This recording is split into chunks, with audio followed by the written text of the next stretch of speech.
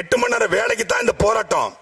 1886 8 மணி நேரம் வேலைக்கு தான் போராட்டம். 8 மணி நேரம் வேலை, 8 மணி நேர சொந்த வாழ்க்கை, 8 மணி நேரம் ஓய்வு என்பது தொழிலாளருடைய கோரிக்கை. அது நிறைவேற்றப்பட்டு 120 வருஷம் ஆச்சு. ஆனால் இன்றைக்கும் 8 மணி நேரம் வேலை சாத்தியம் இருக்கிறதா? வண்டி ஓட்டுநர், அரசு பேருந்து ஓட்டுநர் 8 மணி நேரம் ஓட்டிடுவாரா? மருத்துவர் 8 மணி நேரம் வேலை பார்க்கிறாரா? செவிலியர் 8 மணி நேரம் வேலை பார்க்கறாங்களா? யார் 8 மணி நேரம் வேலை பார்க்கறா? 8 மணி நேரம் வேலை பார்க்கிற ஒரே ஆளு திமுக ஊப்பி மட்டும்தான். 8 மணி நேரம் ட்வீட் போடுறான் உட்காந்து.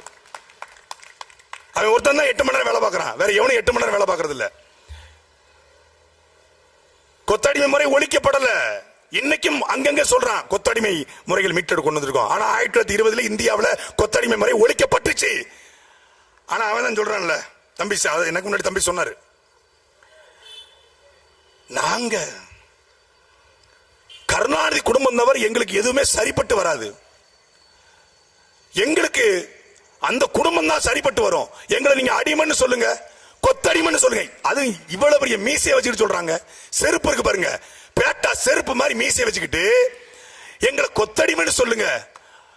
எங்க ஐயா உதயநிதியை நாங்க அமைச்சராக்கிட்டோம், எங்க இன்ப நிதியை மட்டும் நாங்க எப்படியாவது அமைச்சர் ஆக்கிட்டோம்னா அந்த கட்ட வேகம். அப்ப எங்க கையில கட்ட கிடைக்காம போயிருச்சு. அப்போ அடிமையாக வாழ்வதை சுகமாக ஒரு சமூகம் கொண்டாடுது. அடிமை, நான் அடிமை, நான் கருணாநிதி குடும்பத்தின் அடிமை. வெக்கமே இல்லாம உழைப்பாளர் தினத்தை கொண்டாடுறான்.